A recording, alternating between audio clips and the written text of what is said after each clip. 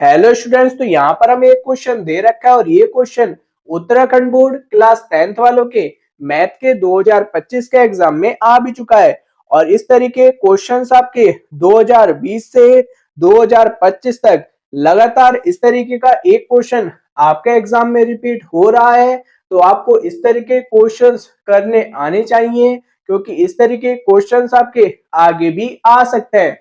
खुद यहाँ पर आप देख ले, 2020 से 2025 तक इस तरीके क्वेश्चन आपका आ चुका है। बस यहाँ पर हमें ऑप्शन अलग दे रखे होते हैं। कभी हमसे परिमेय संख्या पूछ लेता है, कभी हमसे अपरिमेय संख्या पूछ लेता है। तो इस क्वेश्चन को करने के लिए यहाँ पर आपको परिमेय संख्या और अपरिमेय संख्या क्या होती है ये आपको पता होना चाहिए। आप जिन स्टूडेंट्स को पता है तो बहुत बढ़िया बात है, लेकिन जिन स्टूडेंट्स को नहीं पता कि परिमेय संख्या क्या होती है और अपरिमेय संख्या क्या होती है, तो उनको मैं आगे इस वीडियो में बता दूंगा। वीडियो को पूरा देखना, बिल्कुल भी स्किप मत करना। और अगर आप हमारे चैनल पर नए हो तो सबसे पहले आकर आप चैनल को सब्सक्राइब कर ले और सबसे महत्वपूर्ण बेल आइकन को ऑल पर प्रेस कर ले, जिससे क्या है मैं जब भी इसी तरीके से मैथ के और भी मोस्ट इंपोर्टेंट क्वेश्चंस के ऊपर वीडियो अपलोड करूं तो उसकी नोटिफिकेशन आपके पास सबसे पहले जा सके। अब आगे मैं आपको पहले यहाँ पर बता देता हूँ कि परिमेय संख्या क्या होती है और अपरिमेय संख्या क्या होती है। जैसे कि यहाँ पर आपको लिखा हुआ दिख ही रहा होगा कि परिमेय संख्या हमारी क्या होती है। जिन संख्याओं को हम p अपॉन क्यू के रूप में लिख सकते हैं उनको क्या कहेंगे हम, परिमेय संख्या है। और यहाँ पर q नॉट इक्वल टू होगा 0, यानी कि यहाँ पर q बराबर 0 नहीं होगा। जैसे कि यहाँ पर एग्जाम्पल से भी आप समझ सकते हैं, 2/3, 4/5, 6/11, यानी कि जिन भी संख्याओं को हम p अपॉन क्यू के रूप में लिख सकते हैं उन्हें क्या बोलेंगे हम, परिमेय संख्या है।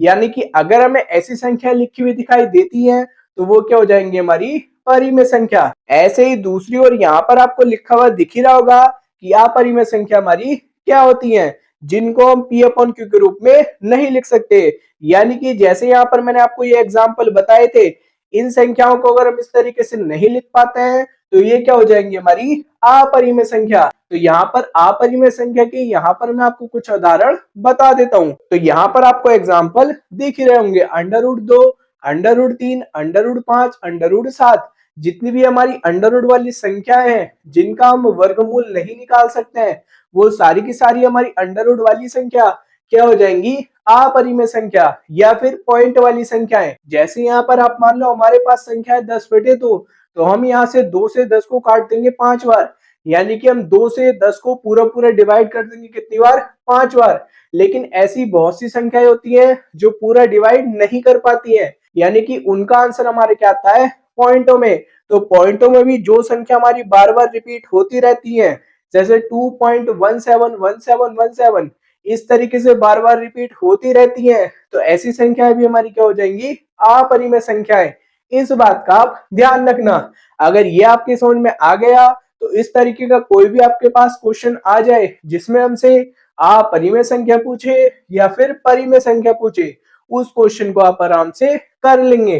तो जिन स्टूडेंट्स को ना आता हो वो यहाँ से अब नोट कर ले, क्योंकि इस तरीके के क्वेश्चंस हमारे मोस्ट इंपोर्टेंट है और ज्यादातर ये हमारे रिपीट होते रहेंगे एग्जाम में भी। तो अब चलते हैं हम वापस अपने मेन क्वेश्चन की ओर।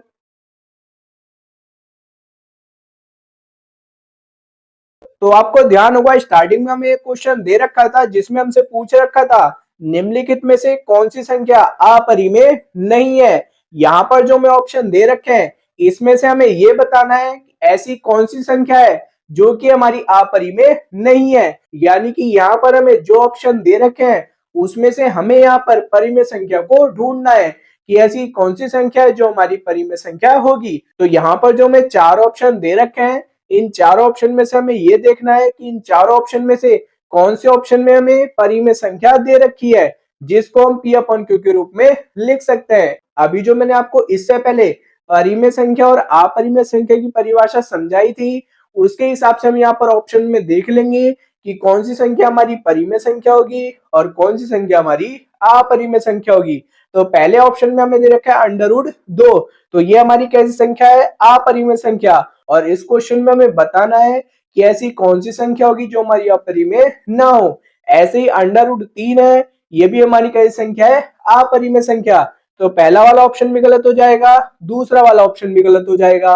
अब जो मैं चौथा वाला ऑप्शन दे रखा है, इसमें दे रखा है मैं अंडर रूट 5, तो ये भी ऑप्शन हमारा गलत हो जाएगा। लेकिन ये जो मैं तीसरा वाला ऑप्शन दे रखा है, जिसमें हमें दे रखा है अंडर रूट 4, तो अंडर रूट 4 को हम इस तरीके से भी लिख सकते हैं कि अंडर रूट में 2 गुणा 2, और दोनों में से एक 2 हमारा बाहर आ जाएगा, तो अंडर रूट 4 की वैल्यू कितनी आ जाएगी हमारे पास, 2। अब ये जो हमारे पास 2 आया है, इसको हम देख लेंगे कि हम इसको p अपॉन q के रूप में लिख सकते हैं या नहीं लिख सकते हैं। तो 2 को हम यहाँ पर 2/1 के रूप में लिख सकते हैं।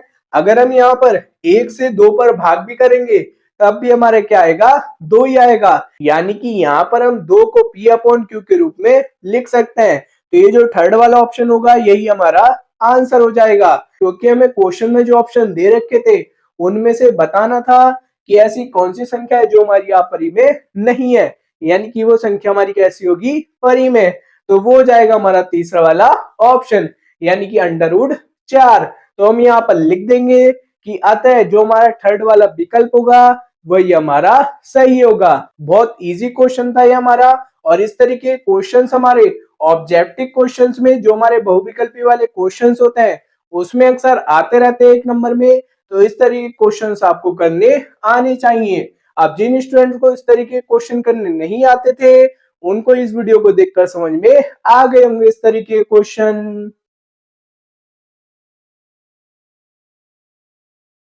और अगर आप इसी तरीके से मैथ के और भी मोस्ट इंपोर्टेंट क्वेश्चंस देखना चाहते हो, तो मैंने इसकी एक प्रॉपर प्लेलिस्ट बना रखी है।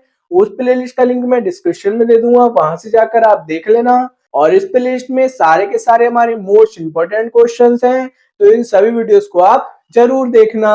और अगर आपको मैथ के किसी भी क्वेश्चन में कोई भी डाउट हो, तो आप कमेंट कर देना उस क्वेश्चन को। उस क्वेश्चन के सोल्यूशन के ऊपर मैं जल्द से जल्द वीडियो लेकर के आ जाऊंगा। और ये वीडियो अगर आपके लिए थोड़ी सी भी हेल्पफुल रही हो, तो सबसे पहले जाकर आप चैनल को सब्सक्राइब कर लें, और सबसे महत्वपूर्ण बेल आइकन को ऑल पर प्रेस कर लें, जिससे क्या है, मैं जब भी इसी तरीके से और भी मोस्ट इंपोर्टेंट क्वेश्चंस के ऊपर वीडियो अपलोड करूं, तो उसकी नोटिफिकेशन आपके पास सबसे पहले जा सके।